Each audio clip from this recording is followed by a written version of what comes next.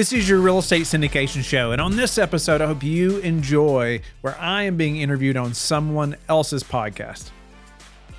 Welcome, everybody, back. So excited to be bringing you this particular episode of the Apartment Gurus podcast. If you've been around this space and in the the thought leadership, digital mentorship sort of space, certainly the podcast world, in real estate and syndication and commercial real estate, the name Whitney Sewell will be very familiar to you. Whitney had a daily show for 2,000 episodes, right, Whitney? That's right. I mean, was that 2,000 basically consecutive days of podcasting? Every day for 2,000 days. It's amazing. I was lucky enough to get to be a guest at one point on your show, and you're just a massive leader in the space. And I was telling my partner before how excited I was to have you on the show today. And I said, when you do a daily show, you're going to end up talking to just about everybody there is out there, right? Like, because you've got a lot of slots to fill. And I was doing twice a week for a while, and that was a ton of work. And so I just. I know you love it. I love it. And it often doesn't feel like work for me, especially when we're recording, and especially when I have somebody that I know, love, respect, and has made such a difference in a lot of different ways in real estate and otherwise. So Whitney, welcome to the show. It's super great to have you. Honored to be here, Tate. Grateful for the opportunity. Listeners, right off the bat, I always like to give you a reference. So if you want to check out Whitney on LifeBridgeCapital.com. That is his firm, acquisitions syndication firm. There's also just a ton of some great resources, including links to his podcast, including kind of greatest hits on the homepage. There's some links to particular episodes or more recent episodes. And Whitney is doing. He's gotten back to the kind of a slow roar, I guess, of putting out episodes at one a week, like most of the rest of us do. I guess let's start there, Whitney. Let's, the podcast, I don't know anybody that's done a daily podcast for that. I mean, I know people that have kind of tried to start, and I just think for most people, there's just nothing sustainable about that. And so I'm just wondering, what, now that you have all that in the rearview mirror, what that's meant to you at really any different level, business level, personally, and otherwise. Yeah, I appreciate the question, Tate. So I get asked often, especially at conferences or if I'm speaking at a conference, people will often ask, hey, is it worth it to do a daily show? And often my first question is, are you married? Do you have kids? Because if you do, I almost suggest you don't do a daily show. Right, I mean, right. It was such a toll. Tate, it just never gave up, right? I mean, it's just, it was constant battle. But early on, so I was still working full time when we started the commercial real estate business early on. And I was off work from my federal agent position at the time every other Monday. And so I built a team of virtual assistants from all over the world. And they knew that they better have 12 to 15 interviews scheduled for me every Monday that I was off work. Like I would literally, my wife would call it my marathon day. I would go to the basement and I would record 12 to 15 interviews just like this. I mean, just back to back to back to back as hard as I could go. And there just wasn't any other option. Like that's just what I had to do. So I couldn't give myself an option to not do it. But one thing I love thinking about it this way is one thing the podcast taught me in doing a daily show, Tate, is really 10X is easier than 2X. And if you haven't read that book by Dan Sullivan, Benjamin Hardy, I highly recommend it. And it was before that book, of course, but it's the same type of thinking. And I didn't even realize I was doing it to myself, but I'm thankful that it happened this way because I knew that if I had done a weekly show, especially early on like that I probably would have gotten behind. What would have happened, and I would have thought, well, I can do all the editing. I can do all the video editing. I'll learn how to do it. I'll get it done. I'll get the show notes done. I'll get it posted. I'll figure it out, right? And I would have tried to have done that. And most likely would have gotten behind and quit. However, thinking 7X at least, what happened was I knew that wasn't possible from the beginning. I knew it was not possible. So I had to think differently, right? I had to go ahead and hire a team. I had to go ahead and develop some skills around hiring. I had to find those people who had expertise that I did not have. And so it allowed me, one, to produce a better show in the beginning than it ever would have been, right? Me doing it with no skills or background editing, but it also provided accountability that I didn't expect as well. So I set these processes in place for this team. And hey, you got to have 12 to 15 guests lined up for me those days. And guess what? I've got to show up. I didn't have a choice but to be there.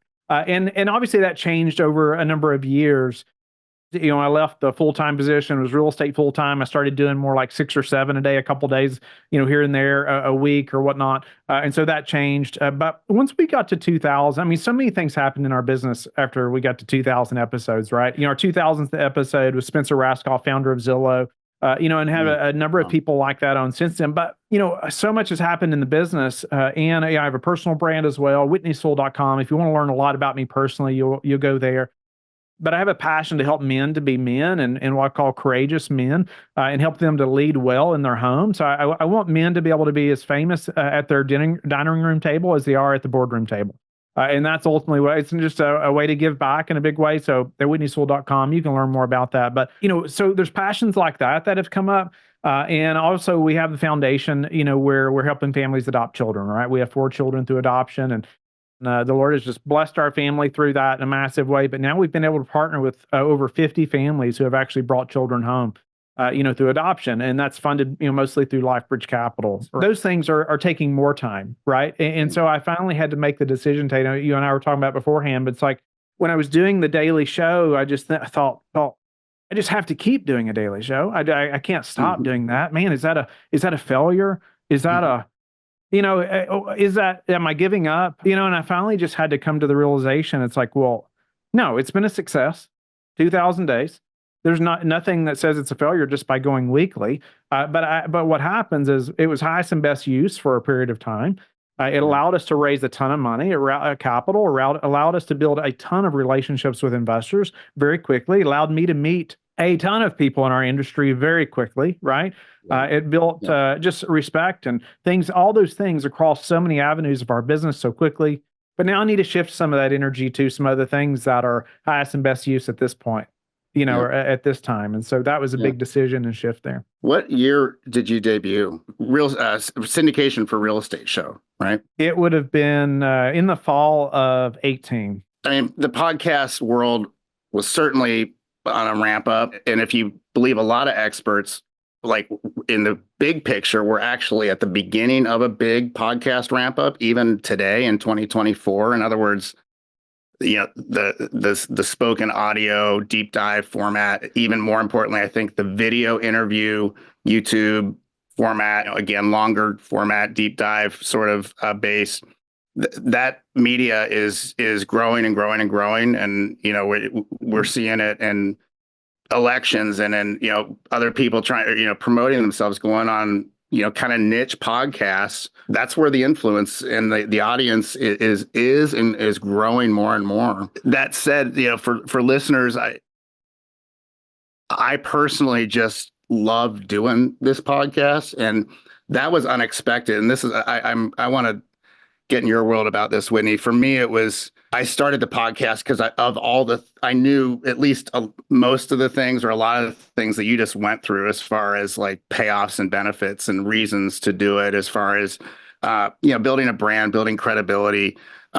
There's no better way to meet and get to know people that you haven't really had the chance to spend a lot of time with outside of something like this. And so I started kind of out of I should do this for the business thing. And I knew within 2-3 episodes of recording that I just love doing it. Like there's two things about it I think are just my 2 favorite things, is the kind of just the creative, intellectual, kind of co-creative, like you and I in this case, and the host and the guests are in it to win it together, right? We're on a mission to create something super valuable for whoever might listen. And then just the ability to really the connections that you build and then and grow ideally and into the future, and where those can lead, but also just the just the great friends that I've made through this. And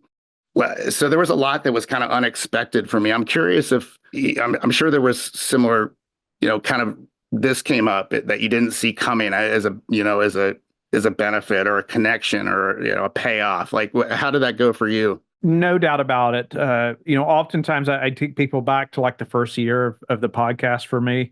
The first year when I would go to conferences, nobody knew who I was. The second year, most people knew who I was. I'd already produced, well over 350 episodes, right, or interviews by that time. And by the third year, I was speaking on those stages, right? And so, but by that time, I'd done almost 1,000, interviews. And so it helped me to progress really quickly. But again, it goes back to what you were saying. It's the people that I'm meeting, right? It's those relationships that I'm being able to create and have. And it allows you to have an avenue, like you said, to meet people that you would normally never get to meet. I mean, for one, you and I may not have ever met, right? If we hadn't had you on the show, a couple of years ago, right, or however long ago, right? And then or people like Spencer Raskoff that I mentioned. I mean, how many calls do you think he gets a day from just random people, right? Or interview requests, things like that. And I think we were pretty strategic to say, hey, this is the 2000th episode, so we want you to be on the 2000th, So he saw it as like, oh, well, man, this guy's done 2,000 interviews. I'll be on his show, right? Almost feel sorry for me. Like maybe he'll be on. But all that to say, when do you get to meet people like that, right? But also, when I would do 12 to 15 interviews, I made sure that the team would schedule a 10-minute buffer between every interview.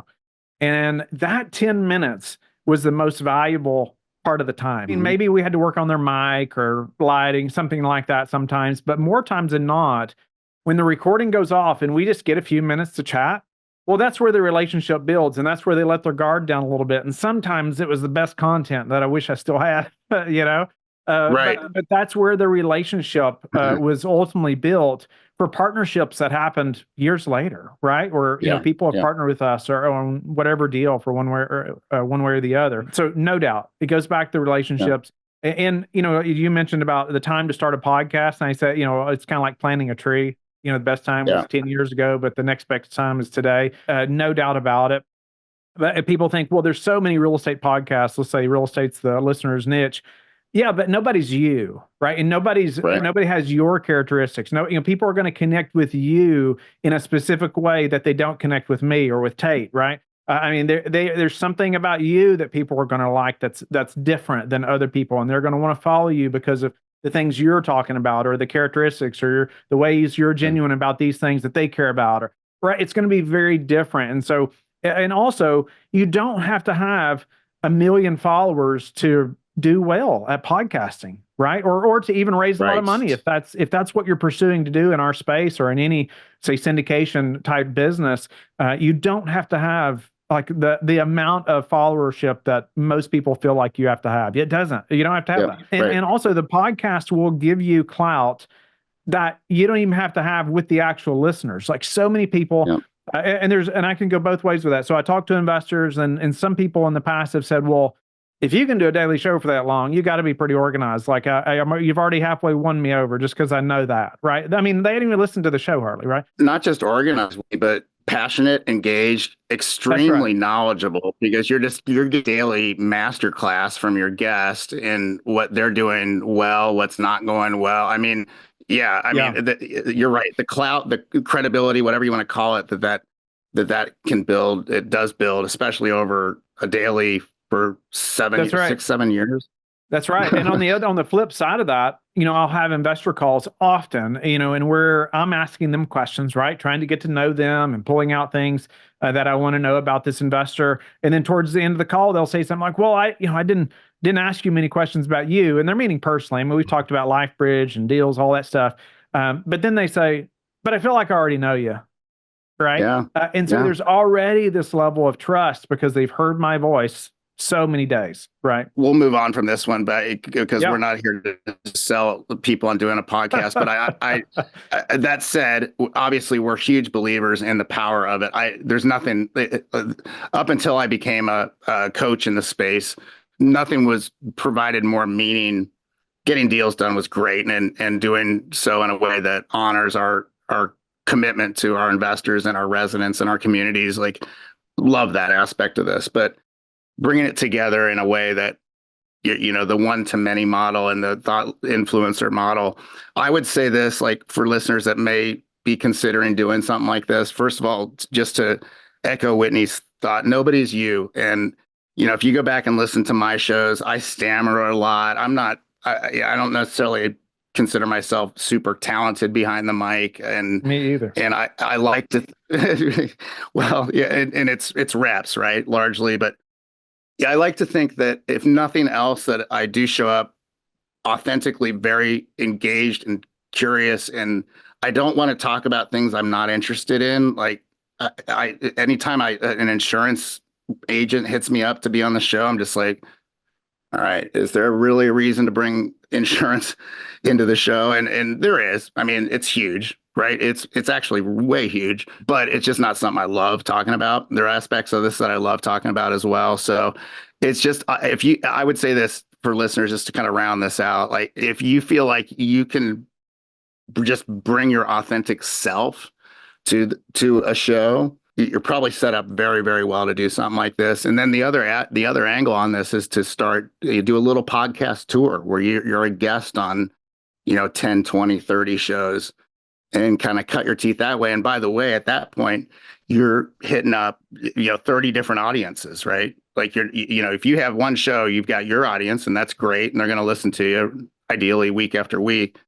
But if you're a guest on 30 shows, that's 30 different exposure points that you get. And those are extremely valuable. I mean, being on your show, Whitney, 2 years ago, was a huge hit for me. Like, I got a lot of notice, I guess you'd say. Like, people maybe recognize me a little bit more at a conference. I'm glad. As a result. Yeah. So, Whitney, we were talking a little bit before the show. Let's, one of the first thing, honestly, when I think of you, aside from your show, aside from your voice, which I can for some reason always hear in my head, your accent, just the sound of your voice. I'm sorry. It's perfect. You just have, I would know, I'd be able to pick you out anywhere on it if I was listening. But I really think of the philanthropy piece that you do. I think what is so, like, impactful to me and why it sticks out is because you lead with it. It is front and center, really, in everything that you do.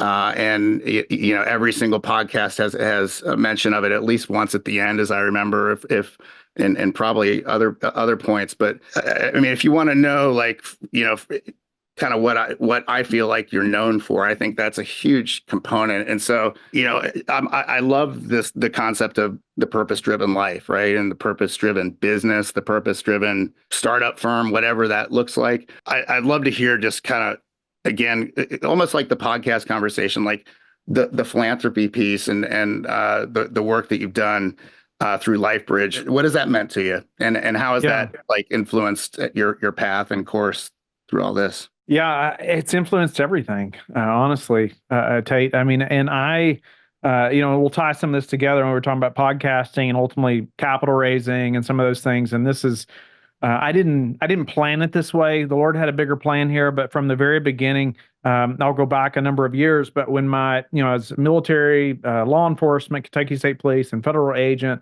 when I took the federal position and we had to move to Virginia from Kentucky, the first weekend we were here, we went to an event just to meet some people, and there was a guy talking about how there's 150 million orphans in the world, and how they had adopted a child or two by that time. And my wife and I were really newlyweds still, and we grew up in a one stoplight town. We didn't know anybody that was adopted or ever been adopted or adopted a child. We were like, really? 150 million? Like, we just couldn't even hardly fathom. We'd never been exposed to that. But on our way home from that event, Tate, all we could do is ask ourselves, well, why would we not adopt? Like, it just seemed like the right thing to do. Okay. I mean, and I'm so thankful for our ignorance in the process, because it's quite a roller coaster ride to make that happen, and extremely expensive, unfortunately. And so, it can be 50 to 75 grand often to bring a child home to adoption. And that keeps most families that would be, great parents. You're like, well, where does that even come from, Whitney? How can we, that's more than I make in a year, or, that's what I hear often when I'll speak at events and I'll talk about our story.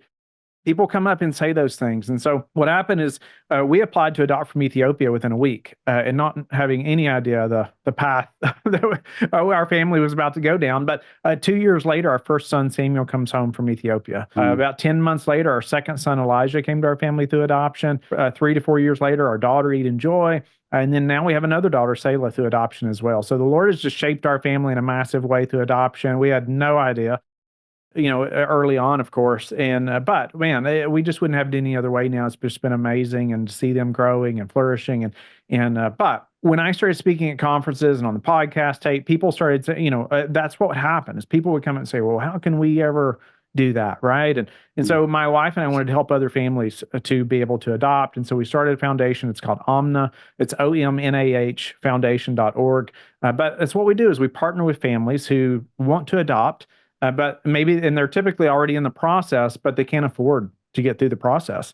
And so there's some kind of major, and there's so many massive bills you get when you're going through the process, whether it's 10, 15,000, sometimes more at a time. And travel alone can be 10 grand or more, right? Depending on where you're adopting from. But we wanted to help these families. And so we said, you know what, let's do it. Let's start a foundation. Let's have a focus on that. Now we've been able to partner with about 50 families or more that have actually brought children home, that have partnered with the foundation. It's just amazing to look back and see that. But Tate, what I started seeing happening was when I was going to conferences a lot early on, and even still now, it's a little different now, but especially early on, and everybody shakes your hand, right, and says, well, what do you do? Right? Who are you? What do you do? And I would say I would even start with it. Like you said, before I read the book, Start With Why by Simon Sinek. But I'd say, we have a foundation that helps families adopt children. It's there's 150 million orphans in the world and costs 50 to 75,000 to bring a child home to adoption. Unfortunately, it keeps most families from being able to adopt. But we want to partner with them and help them to get past those burdens. And we fund that through LifeBridge Capital. And so our investors love knowing that they're playing a role in helping these families, but it doesn't affect their returns. And so there's a quick elevator pitch, right? I just said it really quickly, but it would be something like that. And then you're just quiet, right? And then I just wait for a response. And then I usually get something, because they just took in like adoption. They just talked to 20 other people about Florida or Texas real estate or the multifamily property that they just invested in, right? Or whatever. And they're like, adoption? Wait a minute. Okay, tell me how you do that, right? And so there's some more, they'll ask a little more about it, but then they also see the passion, right, that I have to help families adopt.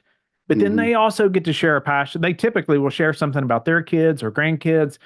And guess what? There's a different conversation then that's had than the last 20 that they've had about multifamily or investing or business or whatever. We can still talk about those things, but if we can talk about something like that and we share something that we're both passionate about, like there's just a deeper relationship. There's a deeper connection that's had than just talking about the same thing that the last 20 people talked about. Right. And so then when I follow up a week later or a month later, however long it took me at that time, they remember, right? They remember that conversation. Some don't care. And if they don't care and they just whatever, then they're probably not our investor anyway, honestly. Right. But if the ones that do care a little bit, they really connect right on that point. And they have. And again, I didn't plan it that way, but the Lord had a different plan there. And I started seeing it working. And now a ton of our investors are very passionate about giving back, right? And so when they love that they can give back, they can invest in a way that's also giving back, right? And they can even see these families that are being helped.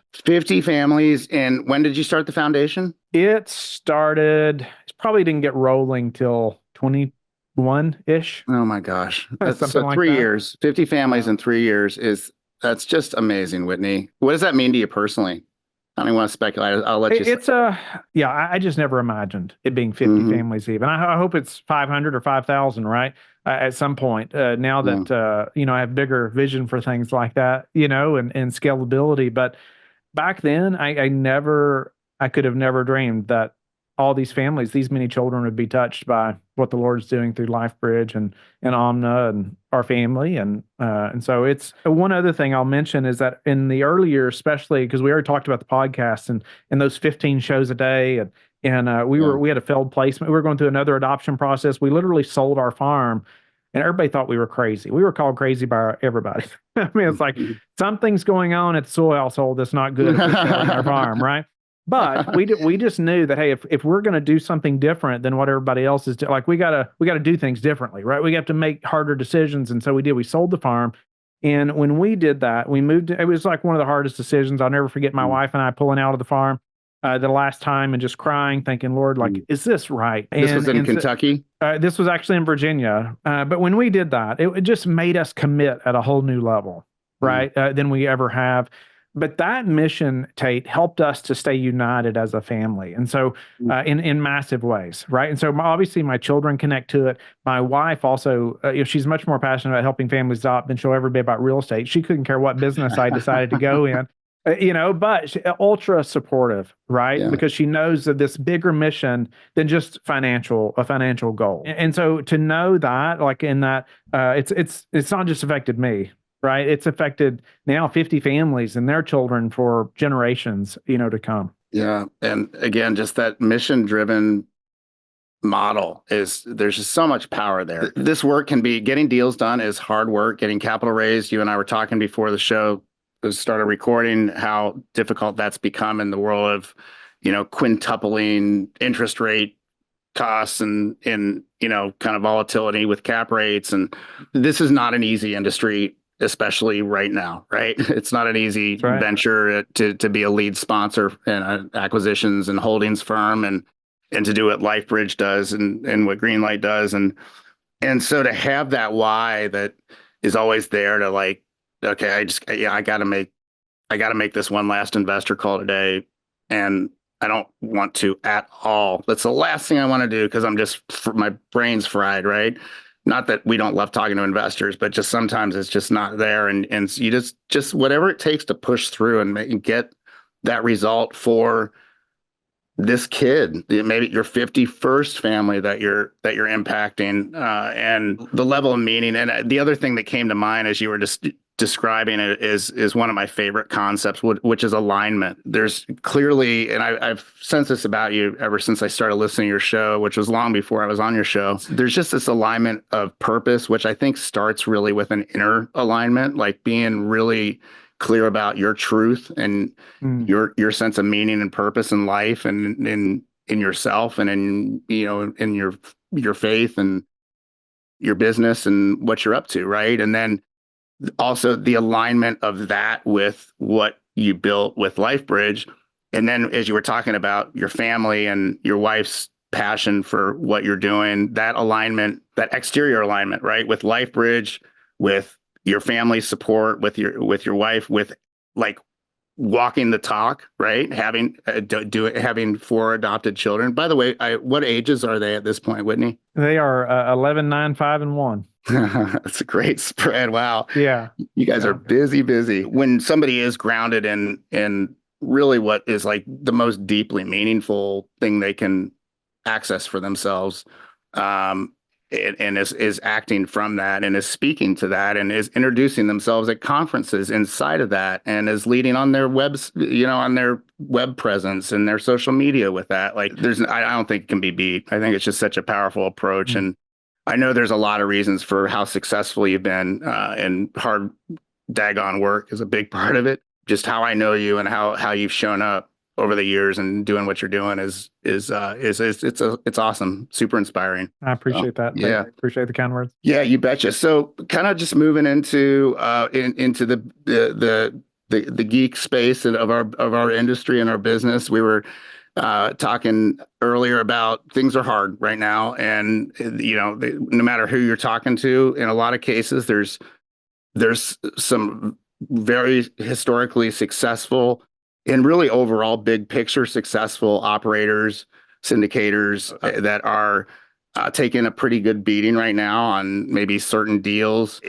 I've heard it said, but that if you take an operator that has a 10 asset portfolio, probably 4 of those are pretty distressed. A lot of them are going to end up in capital calls in those situations. Luckily, that's about how many we have 9 properties at this point. We're surviving, but it hasn't been pretty. And let's say 4 properties cases, if you will. So I'm curious what is working for you. Maybe kind of how things have changed, other than going from 7 podcasts a week to 1 podcast a week over the last little bit. Like, what else in your world has changed as a result of maybe changes in the market, changes in your model, if your acquisition buy box, if you will, anything like that? I'd love to hear kind of how you've been making things work, or things that maybe haven't been working in the last, let's say, 18 months or so. No, great question. And it's the question of the day, right? I mean, it is. Yeah. I mean, it's like what is happening or working or what's not worked or how things have changed. Man, so much over the last 18, 24 months. It has been ultra slow for us over the last 24 months, I'll say. And, where we were buying, let's say 100 million plus a year, something like that on average, where the last couple of years, we've probably, we've bought 50 million over the last 2 years. Okay. Or less. And about 25% of what you were doing before. I mean, it's been ultra slow. And so there's so many lessons to be learned. Early on in that, let's say that last 2 year time period, I'd say the first 12 to even 18 months, part of that is like, what are we doing? Like, all these other people are doing deals. Like, why aren't we doing deals? Why aren't we finding things that we should be buying? And so, and while we did buy a couple things here and there, still there's a lot of frustration there, right? Even, it's like, how do you keep the team motivated when, like, we're supposed to be buying properties? I mean, that's what our business is, but it's crickets, for month after month after month, and then it's, you have discussions like, well, how long can you go with no income? Right. And not no income. I mean, obviously there's asset management fees, things like that, but still, how long, it's something that all of us in this space anyway, you got to think about, right. In almost any business, but if there's no acquisitions, how long can you make it? Right. And it's, so many lessons around, man, you don't want to be dependent upon the acquisition fee. And thank the Lord, we've been able to go, 2 months, or 2 years, and not had to let anybody go. Early on, thankfully, we did set up deals in a way that they are paying us, kind of more reoccurring and asset management fees and some of those things too, versus just relying on an asset management or acquisition fee, right? And so, but also, knowing that in the moment, hey, it's okay that those other people are doing deals. Like, we're going to stick to what we know we should be sticking to, and we're just going to have to put the blinders on here and not worry about what those guys are doing over there. Okay, they did 4 deals. They, the last 6. Okay, good for them, right? Yeah. But whatever, that those deals didn't fit our buy box. And looking back now over the last 6 months, it's been so much easier to say, oh, thank you, Lord, that we did not do those deals. That we could have done that deal, and we could have done that deal, and I'm so grateful that it's been as slow as it has. You hear people say sometimes the best deals are the ones you don't do. And I'll just raise my hand right now and say, we've got a deal that would have been a much better deal had we not done it. Like, there's just no two ways around it. And we have those too. Like, I want to be transparent and say, it's not like our entire portfolio is amazing, because it's not. This kind of goes by even a conversation I was having with an investor this morning. He's been burnt by 3 or 4 other operators. And so it's the first conversation I'd ever had with him. He's not invested with us. But he was talking about like multi-asset versus single asset funds, and he's invested in both, and some of the problems he's had with different operators. And he was really against multi-asset funds because this operator told him they were going to buy one thing and they actually went and bought something different. And, just wasn't a lot of transparency there. It sounded like, I don't know who the operator was or the fund, nothing about it, just what he told me. But however, I told him, I said, I understand that and completely agree that, hey, they should have been more transparent about what they were going to buy exactly, right? You should have known that up front before you invested. However, as far as multi or single, we have a multi-asset fund that has some floating rate debt in it. And if those deals, Tate, had been by themselves, they'd be done. Yeah. I mean, they'd be done, right? And those investors would have lost their money in those deals. However, since it's in a large fund, I mean, those investors are just fine. Like, there's an asset, actually, there's a 3 parcel asset that we bought for 20 million in that fund. It was one purchase, one deal, but 3 parcels 3 years ago for 20 million. And we just got an LOI on for 44 million, right? And so that, like, that's awesome. Okay, now those other deals, that deal has floating rate debt. Well, that stinks. But because it's in a large fund like that, and there's some real winners in that fund, well, those investors are going to be just fine. And so there's pros and cons. And I just encourage investors, hey, let's think through this a little bit. but it always goes back to your operator, who they are. Do you trust them? Because once you hand them your money, you got to trust them. From the capital raising standpoint, from looking at it from yours and my standpoint, talk about the difference between what it's been like raising for a fund versus raising for individual deals. You talked a little bit about pros and cons, but like, as far as pain points, are there easier aspects, harder aspects?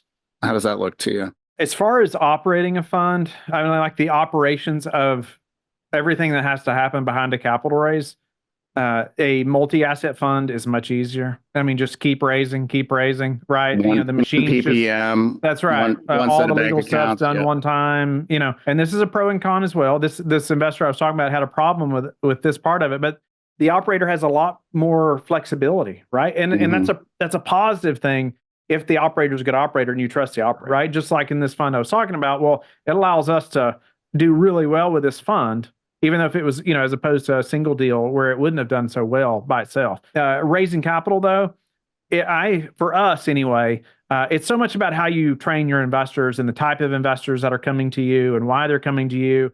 So we did a ton of just single asset funds, right? And then and let's say we have a ton of investors who every deal we put out, they'll put 100,000 in, or every deal we put out, they'll put 250,000. Like, that's just what they do. Oh, I know Whitney, here's another 150,000, whatever it is. That's just what they do every time, right? Well, guess what? Well, then we launch a large multi-asset fund. What does that same investor do? Oh, well, there's a LifeBridge fund. Here's 150,000. Oh, no, there's going to be 6 deals in that fund. Like, but no, they didn't say, well, no, I already invested in that fund. So any new things that are coming out about that fund, now that we can even advertise it, we did 506C, it's like, oh, no, I already invested in that fund, right? That's just the mentality of a lot of our investors. Oh, I already invested in that one. And so it could have raised a lot more capital if it had been all single asset funds, right? But again, it goes back to the type of investors you're partnering with, right? Or you're building relationships with, and how you're training them, how they feel about multi versus single. And I would even encourage you, if you've been raising for a number of single asset funds, before you just go launch a large fund, poll your investors, right? Do a little poll and see what kind of feedback you get before you try it. We know that, and I'm not an attorney, by the way, but there is a way you can even change from a 506B to a C. So let's say you have a large base of non-accredited that you've been raising from, and we have. And I hated to say just cut them out, right? Yeah. So we did 506B for a certain period of time, and we were very clear, hey, by this time you won't be able to invest, after that. And then we changed to a C, so then we could blast it out. That, when I'm talking about the large fund, right? B2C conversion, yeah. That's right. And so it allowed them to still have that opportunity to invest as well. And you could also say raise a fund, and it'd be a large multi-asset fund, and you still raise on a single deal basis, and then that fund partner, say, on a per deal basis as well. And so let's say that large fund owns a third of every deal, the next 6 deals you buy, right? Or how much you raised. Like you said, we've always done individual deals up till now, and there's things about that have worked well that aren't working well, quite frankly, these days. And I think there's an argument that some of the pain points that we've had inside of our portfolio, where we've had properties just not performing the way that we projected based on market conditions, et cetera, debt costs, whatever. They have been super nice to have that diversified, right? It's, and you could argue that that diversification is really in your investors' highest and best interest. Of course, there's other arguments for why the single asset is maybe more disclosed. When you talk about, like, let's take your guy that you were meeting with this morning. What's that flow like for you in terms of, like, where are most of those conversations getting started? This was somebody that hadn't invested with you before, it sounded like. So are they coming from funnels? Are they coming from the podcast? Are they coming from the philanthropy piece? I know that's probably likely served capital raising very, very well, I would think, over the years. Where is it all of the above? If I was betting, that's where I'd bet. But, like, tell me where you feel like that's a lot of that stuff's coming from. I think the philanthropy piece, again, I didn't plan it that way, but I think it's a big part of just showing who we are. It's just allowed us to show a more genuine side, right, than just talking about multifamily. It goes back to that elevator pitch that I told you about earlier, right? I mean, that it allows me to build relationship quickly. And so that it's helped with that in just a massive way. And be able to say that, like, this is the mission behind LifeBridge Capital, right? Is doing this. And we actually have three components to that now, but that's the biggest and the first, is helping the Amna Foundation to help families adopt. But as far as where most investors are coming from now, like that investor had heard me on the podcast. He heard me a number of times on the podcast. He mentioned that he listens to the show. And then, there's obviously a lot of referrals, but I hate when people give that answer because that's not very helpful to me. Well, it's reality. Like word of mouth is the best. Truly is the best. Being on other people's shows is very helpful as well. Like we have found that like me guesting on other people's shows increases the lead count. When that show goes live, like we can see more people coming to our website. So that's been a big one. I honestly, I hate spending time on social media, but it's a very valuable place to be. Right. Or it can be, right, when you use the right ways. It can be such a massive distraction, and I hate that. But I have team members that are, doing all the editing and social media posts and things like that for me while I'm creating, so let's say, an original piece of content. I have a process for them to go and use that in different ways, right? And then I do try to go and reply to comments and some of that, but my assistant even knows, hey, like she'll let me know, hey, you better go respond to this person personally, or this person said this, you probably want to talk to them personally, or right, specific things like that. But it's a team effort, to say the least. But podcast has played a big role. The message behind the give back has been major, right? But it's by talking about it on shows like yours or others, or constantly, right, or from the stage. That's really helped to just kind of separate us. Yeah. That's excellent. It's always going to be multi-pronged, right? And again, just back to this kind of almost full circle, coming back to that, the power of the credibility of being a guest, being a host, being a speaker in front of a group. The concept here that we haven't named is personal branding, right? Or you could argue company branding, right? Or mission branding. LifeBridge Capital is, the name says it all. It speaks to the mission that it's on, and then that gets right back to that elevator pitch, which is everybody should have an elevator pitch, and it should be 4 sentences, 6 sentences, something like that, and and it should be memorable. And adoption, memorable, right? Like one word, like that's going to stick in your head, and if you're going big with serving people in that way, people are going to really remember that.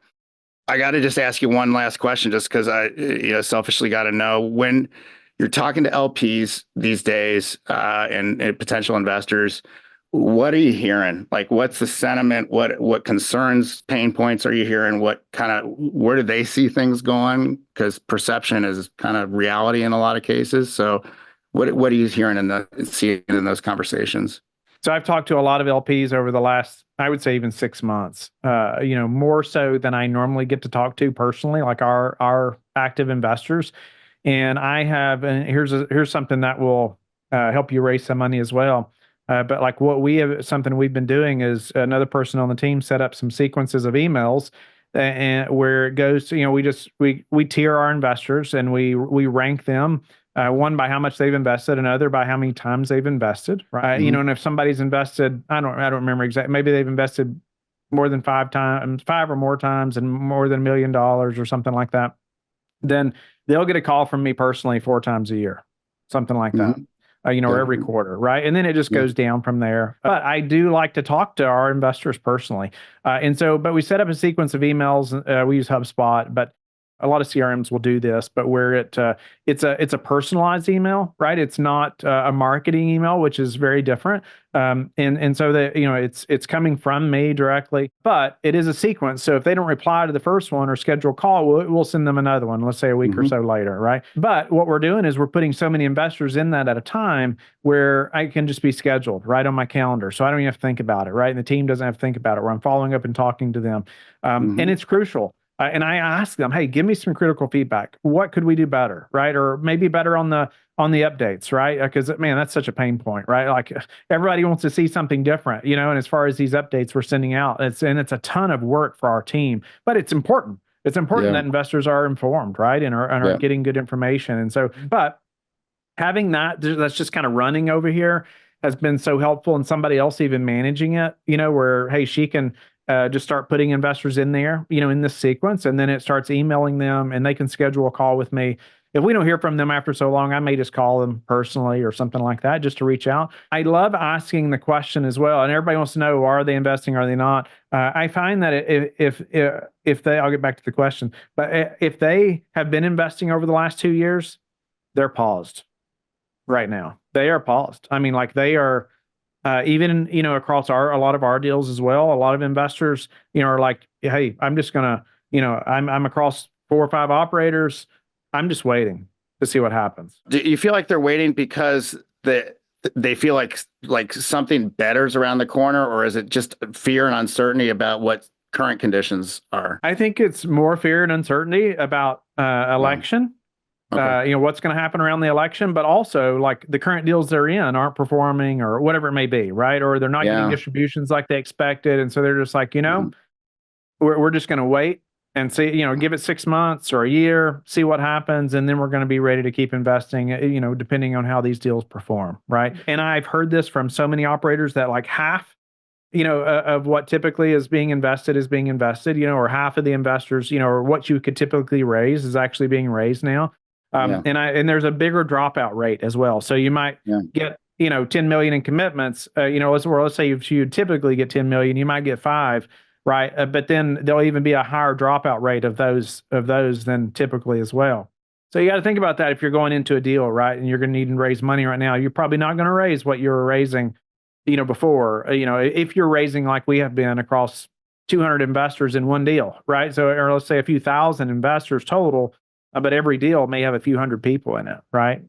Just last but not least, I know we're up against time here. What's your message to them as far as like, I'm sure you're like totally get your concerns. Kind of where do you go from there? I want to talk to them personally, right? I mean, like when I say, I mean, like I want to direct to their specific needs, right? And so I may ask, I want to know more detailed questions about or answers about what their concerns are, right? So I may say, well, what's your fear in this deal, or what's your fear in that deal, or is it the debt, or well, tell me about that deal that's not performing for you, or or with that operator, or what happened? Is it because of the debt? What is it? Is it operations or whatever? And then we'll talk about that specifically, and then I'll say, okay, so when you're going to invest from now on, it may not be that you need to wait, but you need to make sure to ask about the kind of debt. Right? Or you need to ask about these types of things, or what's happening in month 5 that's going to cause that massive jump up in rent, right? That you didn't ask about before. Like they're telling you or they're showing you that that's what they're planning on, but just ask what's going to cause that. So even this guy that I talked to this morning, he said, I'd owned a lot of small multis and we did really well. We sold all in 21 for like a 3X. They did really well. And then he took it and invested. And he said, what I thought passively, but it's been so active, it hadn't been very passive. But he said, I should have done more due diligence. I should have known more about debt specifically, right? Which we all know now. I should have known more before I handed them my money. Whitney Sewell, dude, this has been such a pleasure. Super grateful to you for being on Apartment Gurus. Any last, well, first of all, where can listeners best connect with you? WhitneySewell.com. You mentioned that earlier, LifeBridgeCapital.com. Anything else you'd like them to know about? I've just launched a free challenge for people that want to create a family mission statement. And so we have a mission statement for our businesses, but I want my family to be just as strong, right? And so I created a process. It's free. Anybody can go through it. I lead you through it. There's 7 videos, really short, but where it pulls your family together. It gives you a few questions to just ask, no matter what age groups your kids are. It's great to have them involved and them participate in creating this family mission statement. At the end, you have a little ceremony where you actually put it on the wall, and it's just a unifying thing. So I just encourage. I mean, it's free. I just encourage people to take advantage of that because it's just really neat when when your children are like, wow, okay, this is something that I helped create, no matter if they're 5 or they're 11, right? But it's also something that helps them to make decisions, you as a family, but then you explain it in a way that, hey, when you're thinking if you should go right or left, well, think about that mission statement that we created. Does it fit that? Does it not?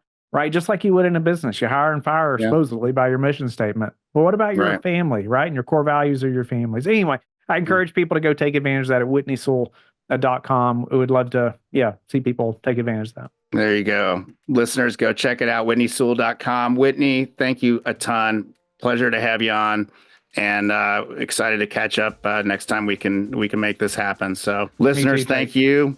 Love you guys, and we'll see you on the next episode. Take care, everybody.